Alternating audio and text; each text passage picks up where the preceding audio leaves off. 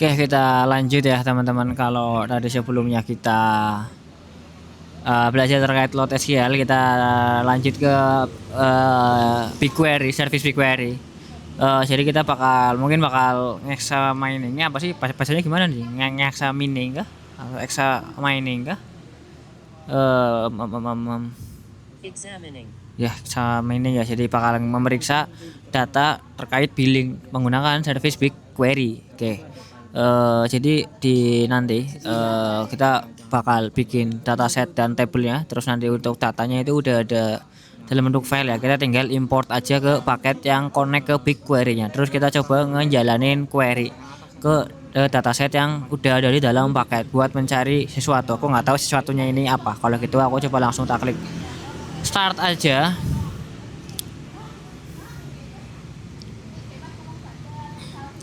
Oke, lah kok buka Twitter jir. Aduh. Oke, aku coba start labnya.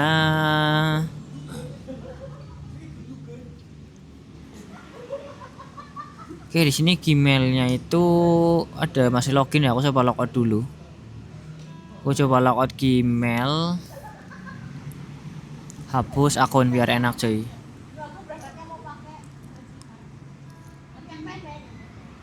Agung ini apa Jakarta sih? Agung.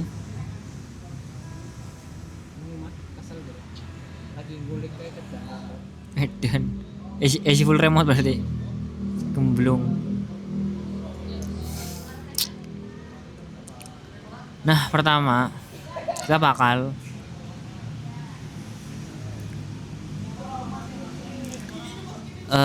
bikin dataset di dalam BigQuery. Jadi kita langsung masuk ke menu BigQuery. Kocak. Kita login dulu ya guys ya. Kita login dulu terus masuk ke menu BigQuery.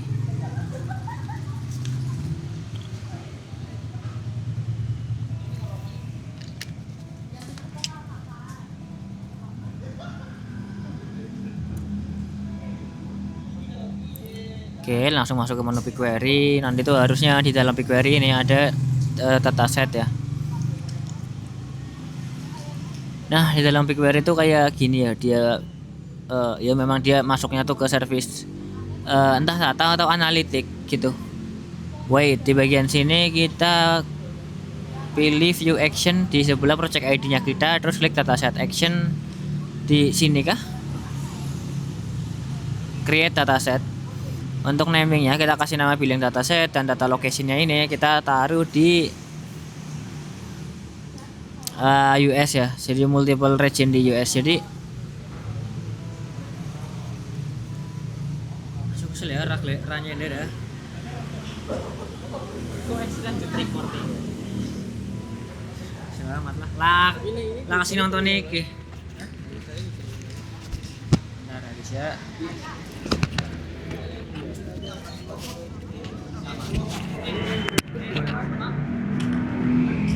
Alah. Dan jaluk tolong dan botolnya aku dan botol tutup botol. Bentar guys. Tutup nakin dan tutup tolong dan fikane. Mau kesenggol kok. Sudah.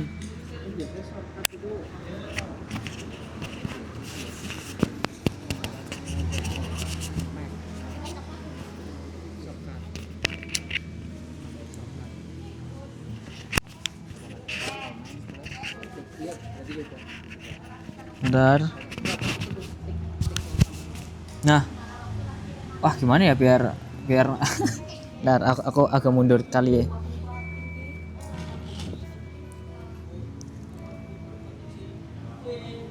Terus bawahnya dikasih ini biar agak lurus. Wah enak nih cuy, kayak ini cuy lokasinya nih. Oke ya lanjut ya cuy, semoga mic-nya normal. Kita untuk regionnya dia ada di US, jadi datanya itu bakal direplicate secara otomatis ya, karena kita milihnya itu multi region gitu, dan kita nggak perlu mikirin terkait replication datanya, tuh yang mikirin biar si BigQuery-nya aja. Tapi yang jelas regionnya itu bakal di US, jadi compliance-nya cukup enak ya. Terus untuk default maksimum table age-nya kita pilih 1 hari saja. Dia itu ada di bagian advanced option ya. Kita default maximum table aja, ini kan kosong kan. Kita perlu ngecentang yang enable table expiration ini aja. Kita kasih 1 hari saja. Jadi biar menghemat cost gitu ya, meskipun ini lab gitu ya, tapi kan tetap biar 1 hari setelah data dibuat bakal dihapus gitu.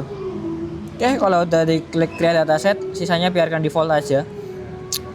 Nah, selanjutnya di bawah Quick Labs GCP ini tuh sekarang ada dataset billing dataset ya teman-teman. Kita berhasil bikin dataset dengan nama billing dataset. Selanjutnya kita bakal bikin table di dalam billing dataset ini, terus nge-import data dari GCS Google Cloud Storage bucket. Oke, aku masuk ini, terus create table. Source-nya ini dari Google Cloud Storage, terus URL-nya atau URI-nya ya. Oke, langsung masukin ini aja, langsung cloud training Ars Infra bla bla bla sampai Avro. Jadi kita bakal import file Avro cuy. Avro ini apa? Avro ini ya apa ya? Apa ya? Avro aku juga jarang make sih cuy kalau di praktikum sih. Gitu lah ya intinya ya. Untuk file formatnya kita pilih Avro, menyesuaikan ya filenya kita sendiri. Kalau udah di bagian destination-nya kita perlu ngubah bagian table name. Jadi kita kan mau import ke dalam dataset kan, tapi datasetnya belum ada table. Jadi kita perlu bikin tablenya, ngedeklarasiin tablenya di bagian sini. Jadi nanti bakal data yang kita import masuk ke table sample info table dengan table name-nya native table. Ini udah kepilih secara default. Kalau udah langsung diklik create table, sisanya biarkan default teman-teman.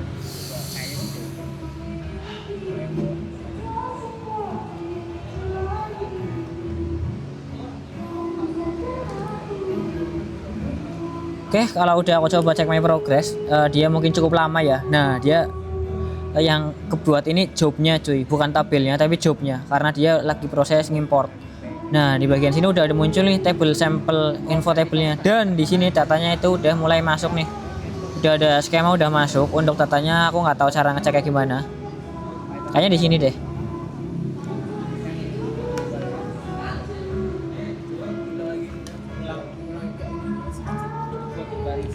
Nggak tahu ding gimana caranya. Aku coba cek my progress dulu ya. Yang penting kita udah berhasil ngebikin ngebikin loadnya. Mic-nya aku bagus nggak sih kayak gini? Buset, canggih. Nah, selanjutnya kita task 2 kita coba ngotak-ngatik terkait table yang sampel info table tadi. Kita coba cek row-nya ada berapa. Klik 3 titik terus details. Whoops, mana tombol? Oh, ini details. Nah, sini ada beberapa details. Ini untuk total data row-nya itu di 400 ribuan dengan total byte-nya 147 MB. Oke, ini 415602. Sip, benar. Untuk klik preview yang ini kah? Preview itu yang ini kah? Kalau udah klik preview ngap, oh ini jir kocak, di sebelahnya pun malah nggak lihat. Nah, di bagian sini kita bisa lihat data ya. Ini ada dari row pertama dan row nambah terus. Nah, ini isinya tuh kurang lebih kayak gini ya teman-teman. Memang ya namanya juga data dummy ya. Nah, lanjutnya task 3 kita mulai nyoba jalanin query yang sederhana terlebih dahulu. Caranya kita masuk ke compose new query. Dia itu ada di skema ini. Mana ya cuy?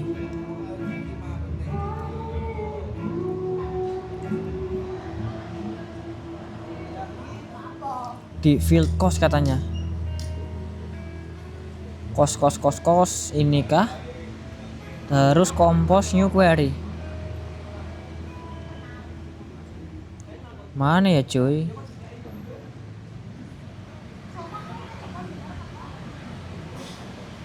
Wah, mana anjir? Kita ulang guys.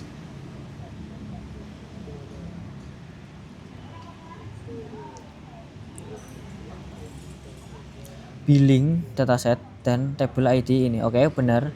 Recall that clicking on the table brings up skema. Oke, skemanya ini udah muncul. Terus kita masuk ke cost, base cost. Oke, di sini nggak ada. Kita langsung compose new query. Ah, mana sih Jim? Astagfirullahaladzim.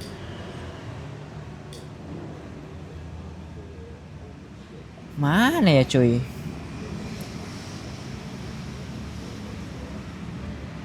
Ini kah? Atau di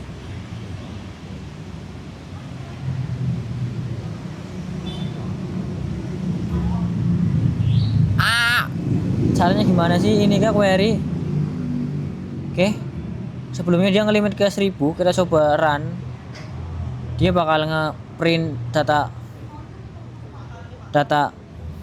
bill sampel billing data. Wait.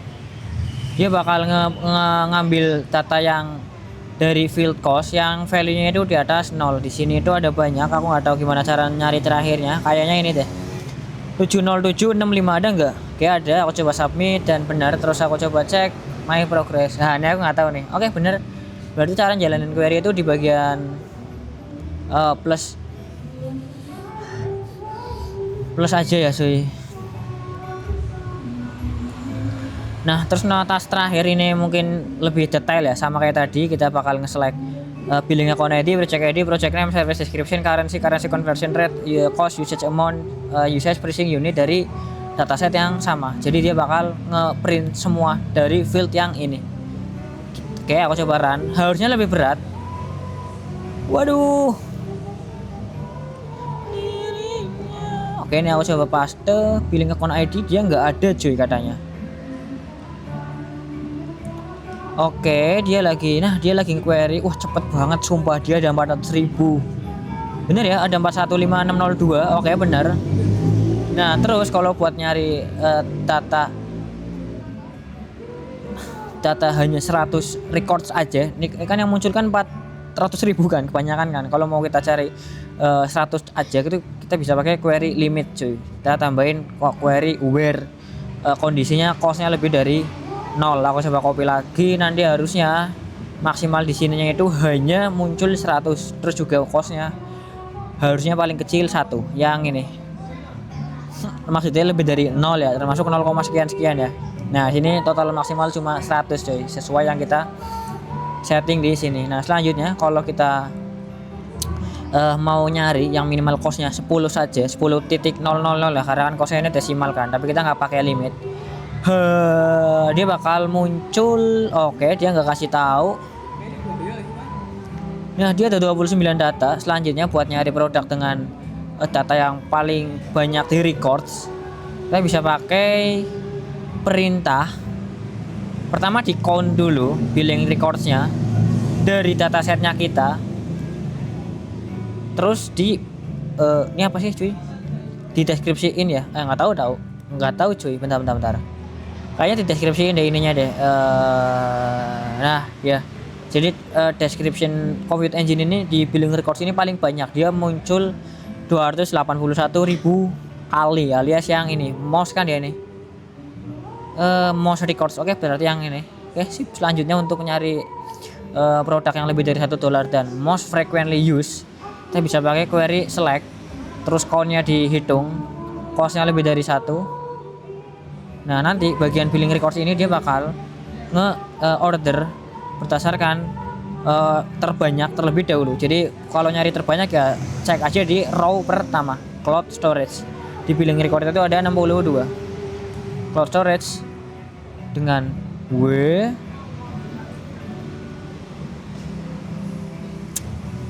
kok aku 62 ya cuy. Oh bener cuy, sorry bener ya 62 ya. Nah, selanjutnya buat ngecek charge unit yang paling sering itu bisa ngegroup berdasarkan usage unit. Oke, sama kayak tadi. Ini beda di bagian group by-nya ya teman-teman, sama order by-nya. Kita pakai usage unit. Kita yang paling umum itu atau paling sering itu ternyata itu paling banyak pakai unitnya byte per second gitu. Jadi ini bytes per second yang paling paling sering dipakai untuk terkait pembiayaan di GCP. Kayaknya ya, aku juga ngarang cuy. Nah selanjutnya buat nyari total aggregate terbesar, terhigh ya, kita bisa pakai di sum, pakai query sum dari total cost. Jadi ada banyak query ya. Nah di sini ada nih ternyata nih Compute Engine nih costnya nih paling banyak nih di 2.500-an. Oh wait, aggregate nih maksudnya tuh kayak ini enggak sih?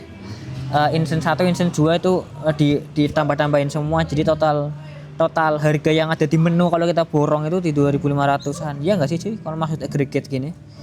Terus coba tak cek my progress. Wah, cepet banget jir, tinggal copy paste doang. Cuma 15 menit doang aku ngomong.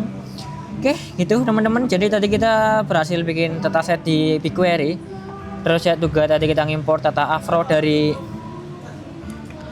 cloud storage-nya yang udah disediain Google. Terus tadi pertama di task 3 kita query sederhana. Terus juga tadi kita juga beberapa ngerjain query yang cukup kompleks ya. Ya meskipun kompleks tapi tetap sederhana sih sebenarnya sih. Makanya outputnya itu cukup cepat. Gitu sih. Allah. Gitu sih cuy. Kalau ini aku udah dapat 100, kalau gitu aku coba lab aja. Ini tak close. Kalau teman-teman ada pertanyaan, infoin aja. Thank you teman-teman.